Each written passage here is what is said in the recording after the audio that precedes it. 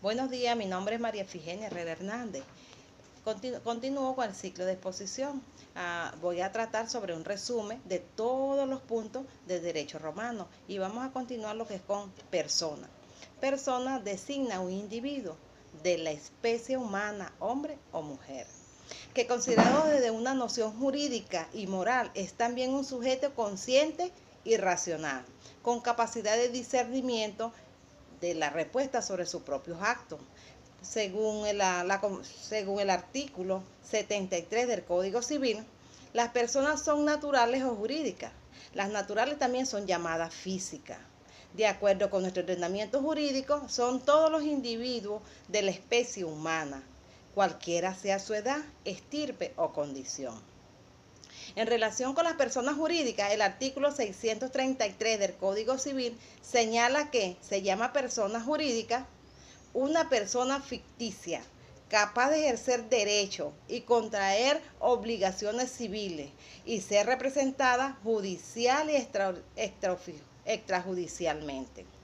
También tenemos lo que son los esclavos, que en la condición por la cual es una persona es propiedad de otra, o sea, tiene un amo. Es una forma particular de relaciones de producción, característica de un determinado nivel de desarrollo de las fuerzas productivas en la evolución económica. Están las personas jurídicas, que son individuos o entidad que sin tener existencia física está sujeta a derechos y obligaciones.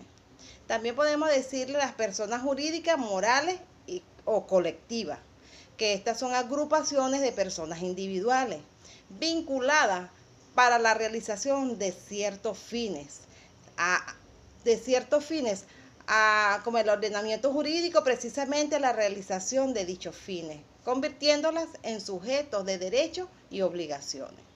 También tenemos lo que es el sujeto a derecho, que es un centro de imputación ideal de deberes y derechos. Esto es aquella unidad sobre la que la ley efectúa, aquella unidad sobre las imputaciones directas, arrogándoles derechos y obligaciones.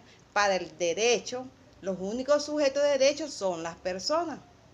Tenemos la capacidad jurídica, que esa sí se establecen dos, que son la de goce y la de ejercicio o la de obrar. La de goce es aquella en la que la idoneidad que tiene una persona para adquirir esos derechos. Y la de ejercicio es la que la persona ejerce personalmente esos derechos. ¿Cuáles causas modificativas de la capacidad jurídica? Que esas sí vienen varias como ramificaciones, que es el sexo, la edad, la falta de salud o defecto físico, la prodigalidad, la religión, la condición social y profesión, la infamia y la intestatibilidad. Vamos a decir lo del sexo. Dice que es la capacidad de la mujer, que la capacidad de la mujer era limitada. En cuanto al derecho público, la mujer no tenía derecho al voto. También se dice que la mujer no podía intentar ninguna acción judicial. También se dice que en el derecho privado la mujer no podía ejercer ninguna patria potestad, ni tutela ni curatela. También en la edad tenemos otra situación, que está establecido los límites de procreación. Por ejemplo, al hombre dice que de 12 a 14 años, de 12 la mujer y 14 los hombres. Entonces, los púberes, aptos para procrear, y los impúberes son los menores de infancia.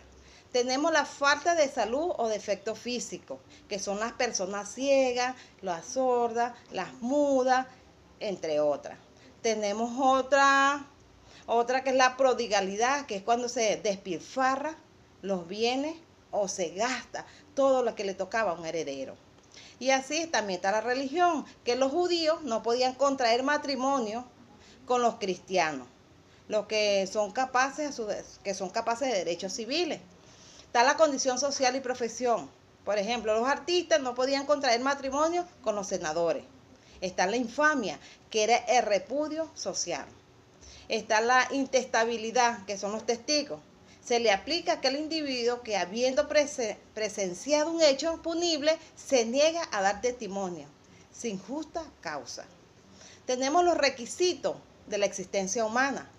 Aquí sí los romanos tenían una serie de requisitos para ser considerados personas y ser titulares de derecho. El primero sería que el parto sea perfecto. Que no se trate de un aborto. Otra sería la separación del claustro materno, cuando se corta el cordón umbilical. Otra sería que el nacimiento fuera con vida. Esta otra que dice que no se trate de un pródigo, es decir, que tenga forma humana. Que esa persona no tenga defecto, o sea totalmente limpio, intachable.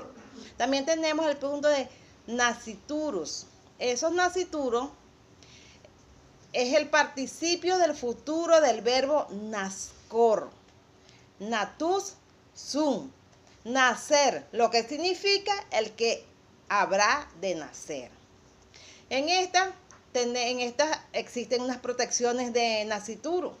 Entonces, porque en el tiempo de antes esto lo hacían los romanos por la importancia que representaba de proteger a los que iban a nacer. Y establecieron dos situaciones, que es el curator ventris y el curator bonorum.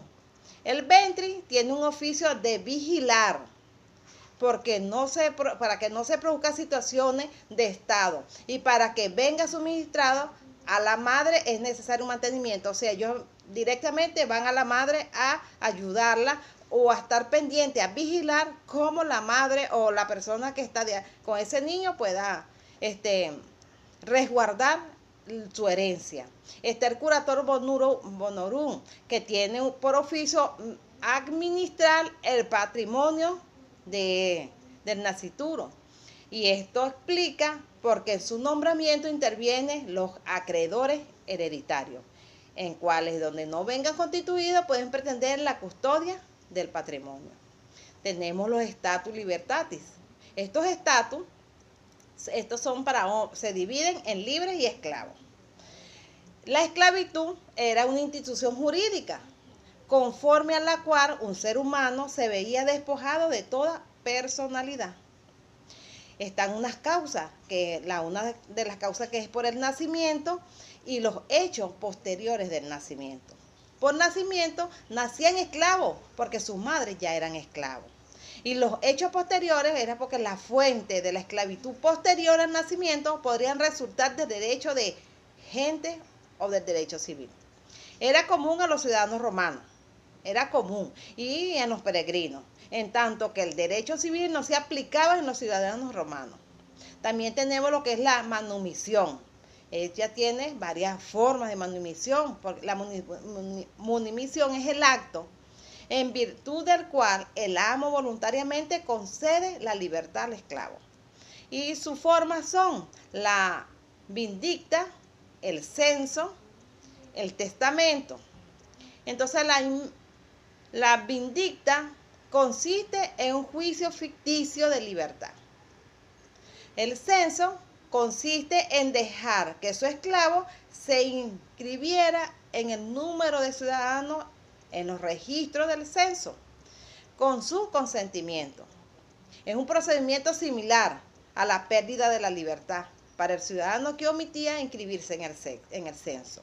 Está el testamento, que es el dueño al redactar el testamento podía surgir efecto en el momento de su muerte. Podía acordar a su esclavo la libertad en su testamento. Era el legado de libertad, que tenía lugar cuando el testador en su testamento establecía un ejemplo. Establecía, por ejemplo, que el primus, mi esclavo, sea libre.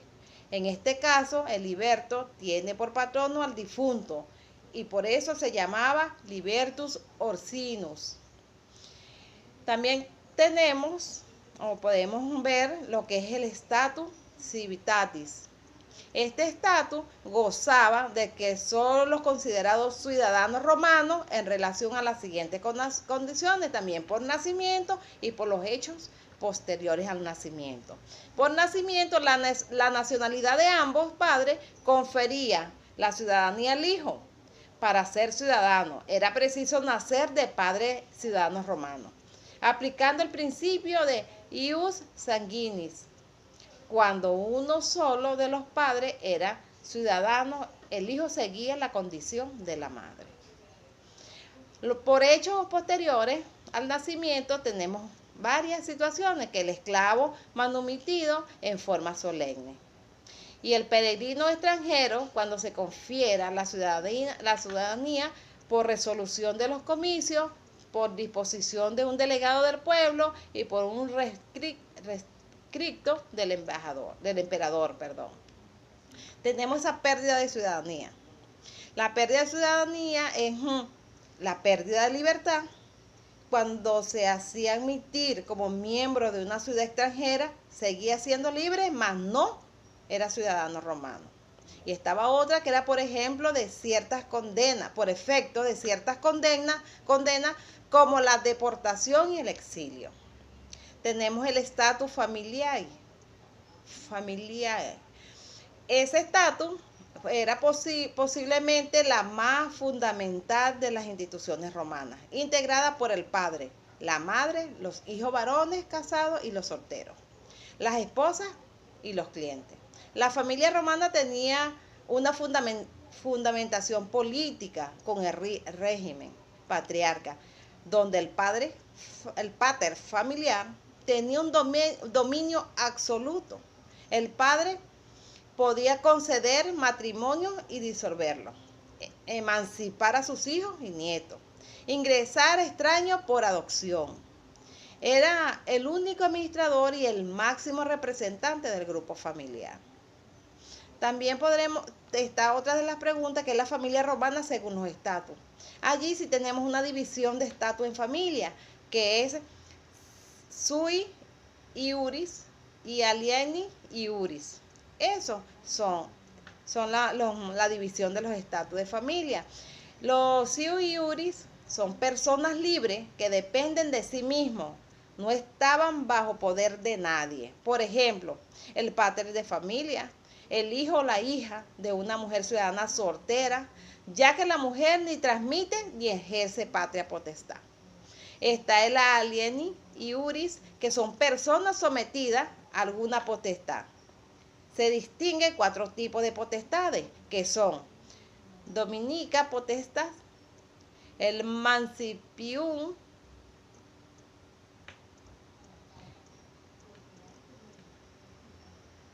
el manus y la patria potestad. Seguimos con lo que es la comurientes.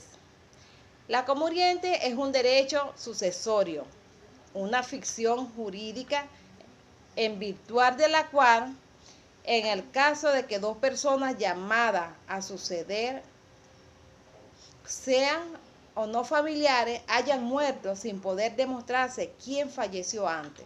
Por ejemplo, en un accidente automovilístico, se presume que ambos murieron a la misma vez. Entonces ahí no se puede demostrar quién murió primero. Pero está otra que se llama la premoriencia, que es la muerte anterior a otra. Permite efectos sucesorios y está basada en el principio de que los muertos heredan a los vivos. Es así, por ejemplo, si un menor fallece, serán sus padres quienes hereden los bienes que el hijo pueda tener. Y por último tenemos personas jurídicas del derecho público y privado. Son aquellas que representan a la autoridad en sus funciones administrativas, el Estado y las municipales. Y las personas jurídicas del derecho privado son aquellas que dependen de la iniciativa particular, pueden ser de 2 tipos. Las que persiguen fines de lucro, llamadas sociedades civiles y comerciales, y las que no persiguen ganancias, que son las cooperaciones y las fundaciones. Esto es todo, muchas gracias. Hasta luego.